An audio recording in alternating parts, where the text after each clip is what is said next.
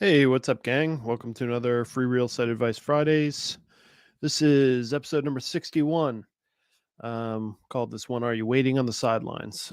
This will probably be pretty quick. I actually have a appointment with an agent today, helping them out with some coaching type stuff.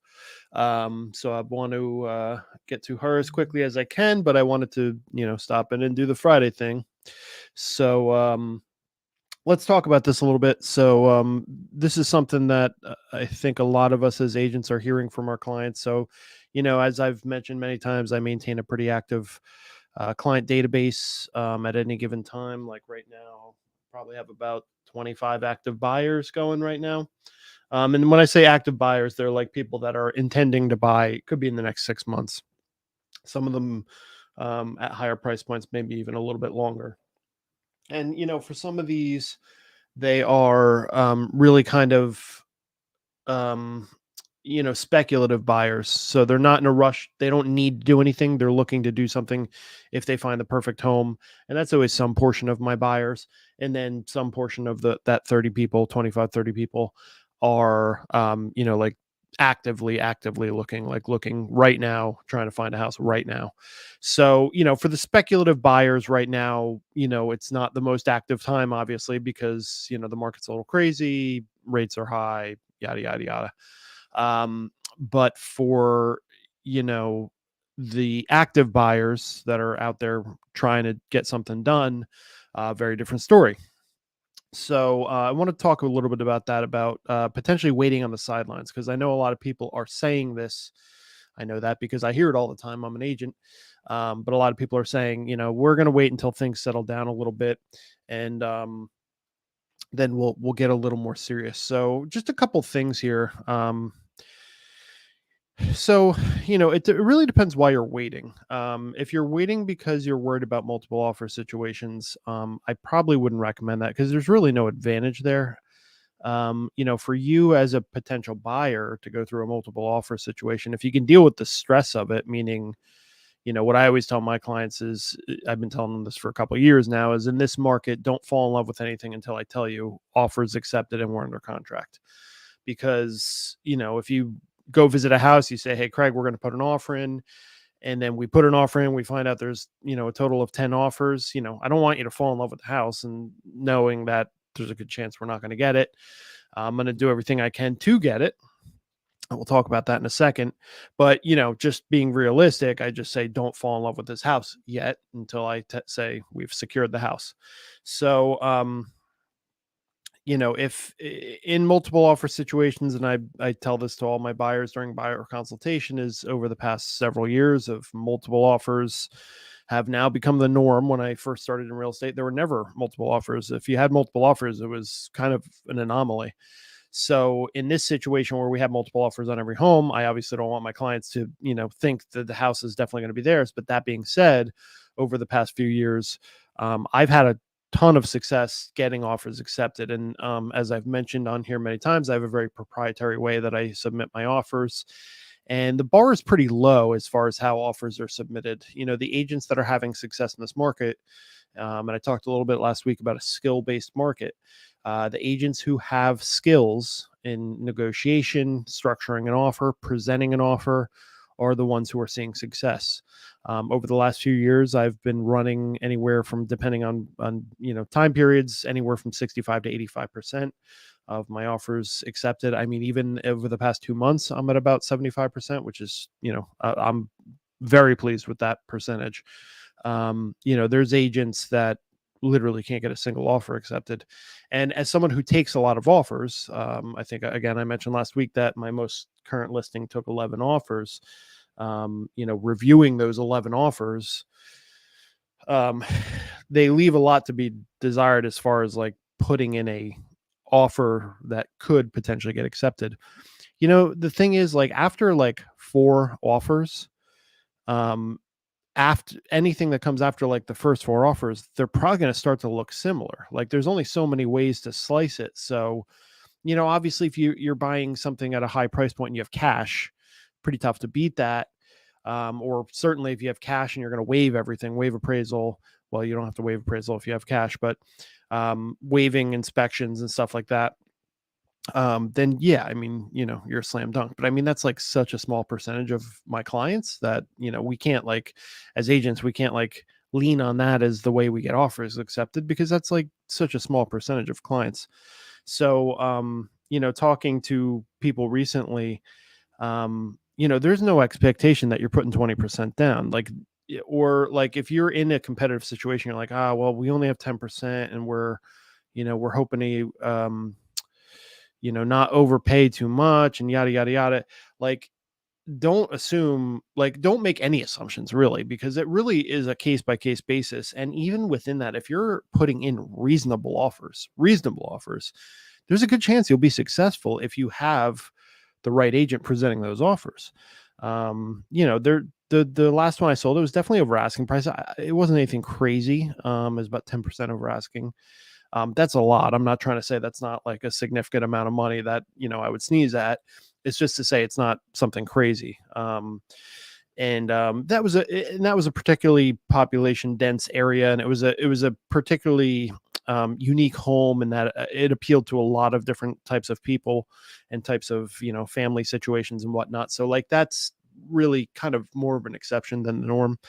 But I mean, if you're prepared to put in reasonable offers, and when we structure offers, we have to do some homework. So number one is, as a buying agent, we have to run the comps and make sure that the house was listed at a price that we're comfortable with. And then once we determine that, the comps are there and that house is listed at a reasonable price, then we determine the competitive situation, how many offers are expected, any wishes of the sellers and things like that. And then, you and I, saying you would be my client, would kind of discuss how competitive do we want to be. And more often than not, I mean, I think it's usually in line with expectations of what people understand of the market. So, again, say, somewhere 5 to 10% over asking is pretty common. If you're in that ballpark, even, like, you have a good chance. And I think what's happening now is a lot of people are kind of making these assumptions like way ahead of time and saying like, oh, it's so crazy out there, I don't want to get involved in any bidding wars. I hear that constantly. That's like not really how it works. So the people that are really winning in this market as far as buyers go are the people that are just kind of hanging in there and not afraid to take like a high hard fastball occasionally, and kind of stay in the batter's box and keep your eye on the ball. Because the deals that we are getting done, I mean, I'm thinking back to my last 3 deals over the past 2 months. None of them have been crazy. They've been all over asking, but nothing real crazy. The one that I can think of recently where we didn't get it is a case where we ran up against someone who was putting down all cash, way over asking, was waiving everything because it was a distressed home. It was going to need to be, very much rehabilitated. But, my buyer actually put in a fantastic offer, but it wasn't cash. And, even that's a little complicated because in this particular case, well, distressed homes right now are interesting because if you are willing to do a renovation loan, and renovation loans actually are a really good subject, and I probably will have Todd Mershon, one of my most trusted lenders, on the podcast here. Just a matter of me scheduling it. That's the hardest part about this. My schedules are always crazy on Friday, which is why this podcast starts on like a floating schedule. But I'll have Todd on to talk about rehab loans, because actually, and to be very clear about a rehab loan, we're not talking about like a situation where you're going to gut a house. I mean, you can do that, of course, but let's just say you're looking at a condo and the condo needs all new flooring throughout. It's 1,400 square feet and you're going to take out all the carpet, put down some sort of wood flooring or something, and do some painting and maybe do a bathroom. All right, so let's say like that would be a total of I don't know, 30 grand. That's fine. You can do small projects. It doesn't mean like you'd walk into a house and be like, oh my God, this needs to be completely renovated. That's not necessarily what a renovation loan is. Renovation loan can be anything. It can just be an upgrade. Like, it could actually be very nice inside, but it's just not to your taste, and you just want to change out the, very common, like take out carpet and add in flooring, or update one bathroom or two bathrooms, or two bathrooms and a kitchen, or whatever it may be. The range is quite a bit. You can do an extensive renovation or you can do a small renovation. But what's nice about that is the way the appraisal works on those. So let's say you're putting down 20% and doing a renovation loan. You have a much easier time with renovation, because the way the appraisals work on renovation loans is they are going to appraise it for the after repair value. So if it is something like kitchens and bathrooms or flooring that will potentially significantly increase the value of the home, then it takes a lot of pressure off that appraisal. And right now for sellers, like, that's the biggest concerns when we get high offers is, well, what's your plan for appraisal? Because you're putting in an offer 10% over asking, but how do we know it's going to appraise? So if you have a big down payment, it's a little bit of a much less of an issue. But if you don't have a big down payment and you're putting way over asking price, even if you're qualified, it doesn't necessarily mean the bank is going to agree that they're going to lend you the money for the house that they don't see as being worth it. I will say, just speaking anecdotally, that over the past 3 years, actually, I'll go so far as to say over my entire career, I have had one house not appraised, and that's in over 100 home sales, one time. And that was a bit of a fluke. It was actually before the market went crazy. So after the market went crazy, and all these times that I've both accepted and presented offers that were well over asking, well over 10% over asking, never had an appraisal issue. And, I actually just got a call from an appraiser today on my listing because he wanted to know how many offers were on the house, because that definitely gets factored in. That goes to market value. So in this case, we had 11 offers. So he said, okay, duly noted. So even if it's, it's a close, like he's able to run it just by comps and the actual value of the house, he has to factor in that market value. How many offers did we take? So he asked me a bunch of questions about, how many offers we took and how many people were at the open house and how many days we showed it and stuff like that. So that gets factored in as well. So generally speaking, appraisal is not a huge issue, but if you can present an offer with a plan for appraisal, it just is another vote of confidence for the sellers. So very often when I'm putting in those offers, I'm commenting on appraisal. As a listing agent, me as a listing agent, I'm calling agents and saying, hey, great offer, but what's your plan with appraisal? You're putting down 3.5% and you're 70 grand over asking. What's the plan if it doesn't appraise? And if the agent's response is like, I don't know, I just hope it appraises, then, that's not really a great answer. That doesn't give my sellers a lot of confidence, because the worst case scenario is we take, the highest offer, even though there may have been slightly lower offers with better terms. We take the highest offer for like another 15 grand and then find out that it under appraises by 15 grand, and that 15 grand is kind of off the table at that point, unless, it's got to be renegotiated basically. So, but again, it's been, knock on wood, it's been a pretty minimal problem lately. And I think it's fair. I mean, the market is very apparent. If you go to any open house nowadays, you'll see what the demand is for homes. So it's, it's a pretty easy case to make for the bank to say that, the market value dictates that price being over asking. And as long as the listing agent has initially done their homework on their listing price, like they didn't already list high and then took a high offer, because that's when you're going to run into problems. So that's why listing price is actually very complicated, coming up with a listing price. And I've said time and time again, in this market, the biggest mistake you can make is to overprice it, because all the people out there shopping right now are going to assume it's going to go for over asking. So if you start high and then in their head they're saying, well, it's probably going to take another 50 grand to get that house, and then I'm out. But if you price too high, that thought process is incorrect, because if you started too high, it's probably going to sit on the market. Those people probably never would have had to put another 50 grand on top. They might have actually just bought the house. Instead, they didn't even go see it, because they're like, oh man, it's already listed at, 700 and it's probably going to go for 750. So we're not even going to go look. But that's not the right dialogue, right? Because it was overpriced.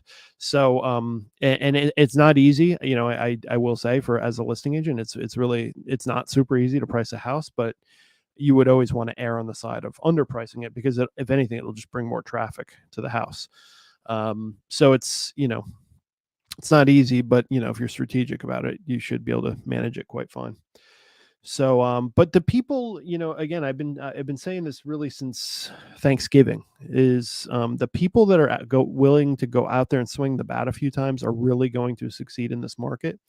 If you're waiting out rates, you're probably gonna have to wait too long because even if like they go down a little bit by springtime, which we still expect them to. Actually, let me see if I have today's rates. I usually get them on Fridays. Let's see. I'll look them up real quick. But I mean, if you're waiting out to buy a house because you're waiting for rates to drop, that's probably not the right strategy because I mean, you're going to have to wait a long time for it to move anywhere, that would be quote unquote worth waiting for. Let's see. It does look like they continue to kind of dip down. I like to check a couple different places. Let's see. Look,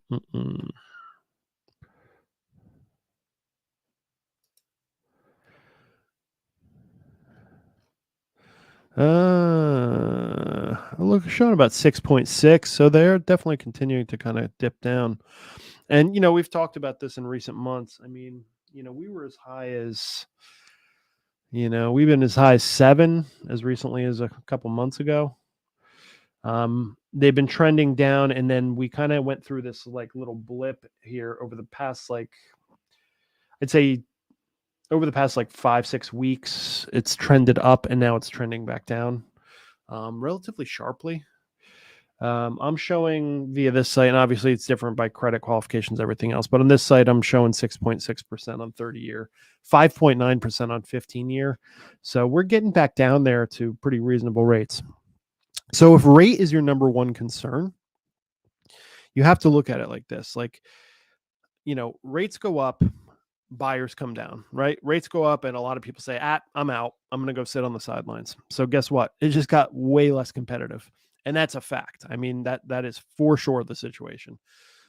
Because I know from my 30 clients that when the rates go up, people just kind of pause. They're like, it doesn't seem like a great time. I mean, listen, if there's anything that can knock down the number of buyers showing up to open houses and putting in offers, it's rates. So when the rates go up, you might hang in there because it's going to be a lot less competitive everywhere you go. So in addition to that is the consideration that, listen, if you can lock something in at, right now, 6.6%, you keep an eye on the rates. You have to make 6 payments on your loan. Once you've made 6 payments, you're eligible to refinance. So then just consider refinancing. I say this all the time, but anyone who has a 30-year mortgage is going to refinance at some point. Maybe with the exception of the people that were able to lock in those 2.4 to 3% mortgages for the short amount of time that those were a reality, which, by most professional accounts, not mine, but actual financial professionals, that's probably never going to happen again. So, I would just say if that's the reason you're waiting, I would stop waiting because you might as well just get out there and keep swinging the bat. It doesn't cost you anything to do that. I get asked all the time, do mortgage pre-approvals expire? Not technically. I mean, there's a date on some of them, but all you have to do to get a new one, if you have a relationship with a lender, is just give them a call and say, hey, no major changes to my finances. Could you get me a new pre-approval letter?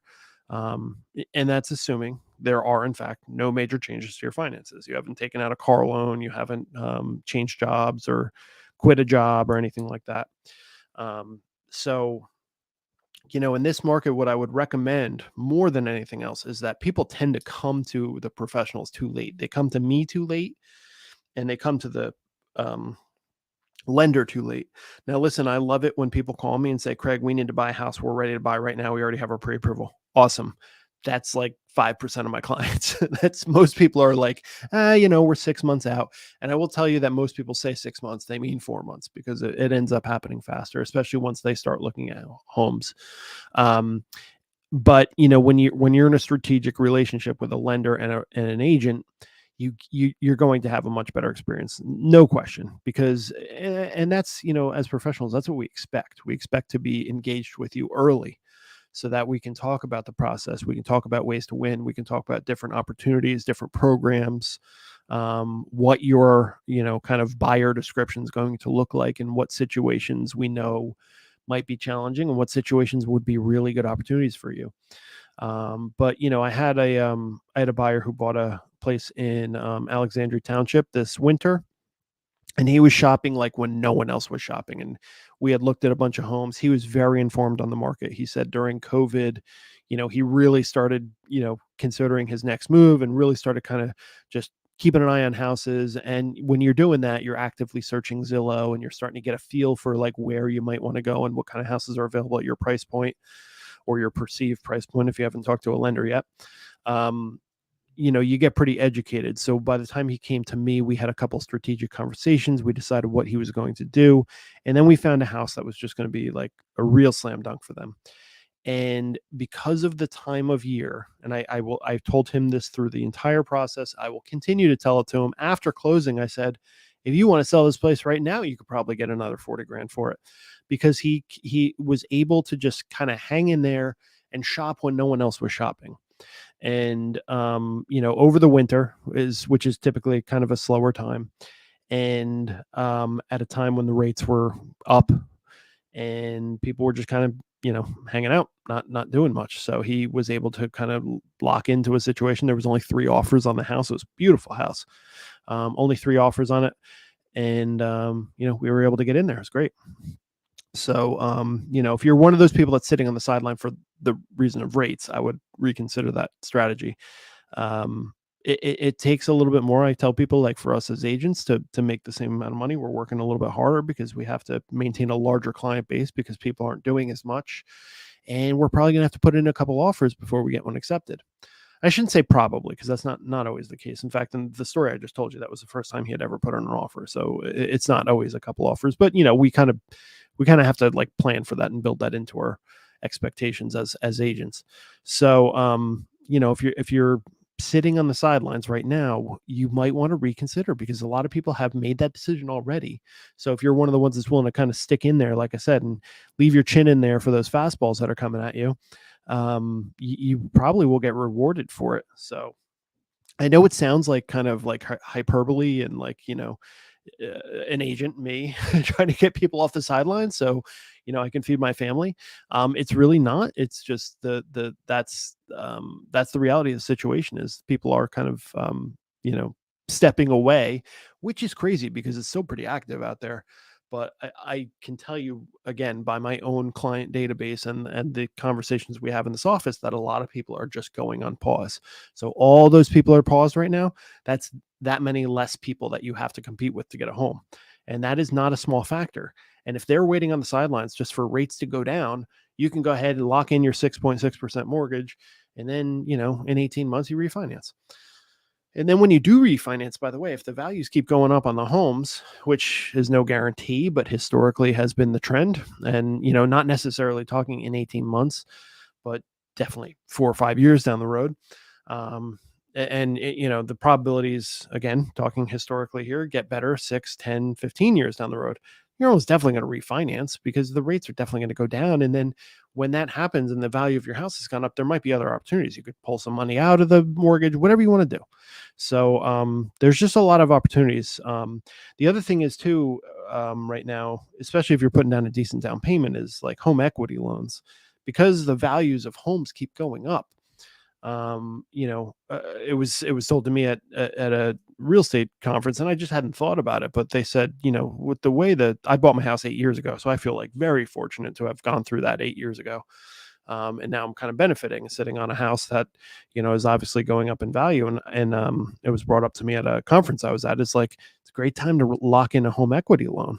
And I was like, man, I hadn't thought about that in a long time, but definitely is a good time to lock in a home equity loan, because the equity in my home is just growing while I'm sitting there. So if you're someone who's like putting down 20% immediately, 25%, 30%, you can probably step right into a home equity loan. So give you a little additional flexibility. So you have to kind of think about all the angles. It's not simply just about, interest rates and, overbidding on houses. It's definitely not that simple. So just a few thoughts this week. I don't have a ton to report. I did notice a few new listings popping up. I'm just going to check here real quick on my hot sheet. So, I'm anxiously waiting as much as everyone else, I think, to see what the spring market is going to do. Again, speaking anecdotally, I am seeing a bit of an increase in activity. Let me see what the hot sheet says today. There's quite a few. I'm sitting in Clinton. I know there's been a few new ones in Clinton, which is no small story. If you know Clinton, New Jersey at all, there was just a New York Times article this week about our town. And in the article, they actually mentioned that at any given time in Clinton, there's only 4 or 5 houses available for sale, which I think is funny from a New York Times perspective, because while that's 100% true, there's not that many homes here. So I think that might sound shocking. Like, people want to be in this town so bad that there's generally only 3 to 5 homes for sale. But like, to me, I'm like, well, yeah, it's a super small town, and people tend to sell their homes very quick here, so that's why there's only 3 to 5 homes on the market at any given time. All right, let's see. This isn't working for me. I'll give it one more shot. All right, so yeah, there's 2 new active ones in Clinton, and yeah, a new active one in Clinton Township.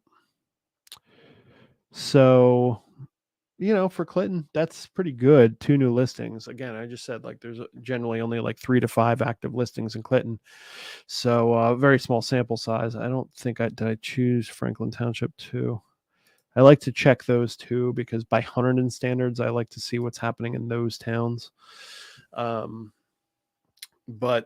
yeah, I did have Franklin, so there's nothing new in Franklin. It's still, the inventory is dreadful. I mean, that's the bottom line. Despite everything I just said, is like the biggest challenge. It's just the inventory is awful. But that being said, that's not like a reason to stop. It's just a reason. It's just something to keep in mind, that it should, kind of adjust your expectations, but it shouldn't make you stop.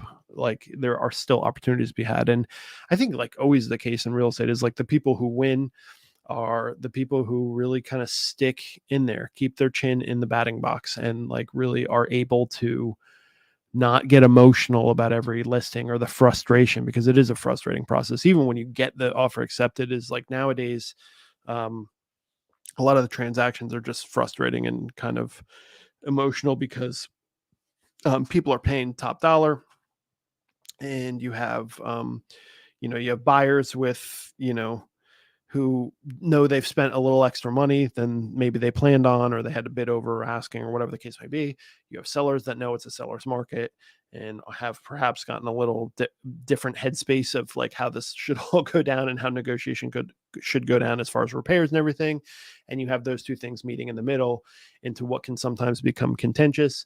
We obviously do everything we can to keep it unemotional, keep it professional, keep things standard, in terms of industry norms and expectations and everything else. But the transactions have definitely gotten just a little more emotional and potentially frustrating than they used to be, say, 4 years ago. So, but that's again why you hire a good professional, because you should be shielded from most of that, as far as on a day-to-day, like, logistical basis. Obviously, the crux of what's being negotiated is always going to fall on the person who's putting up the money, the buyer, and the person who's receiving the money, the seller. But these things are things that we navigate every day, and that's really kind of the value of a good agent. As I've said many times over the past few weeks, is that's kind of where, me personally, I take a lot of pride in making sure that those processes are handled correctly, and shielding my clients from any sort of unreasonable negotiation or anything like that.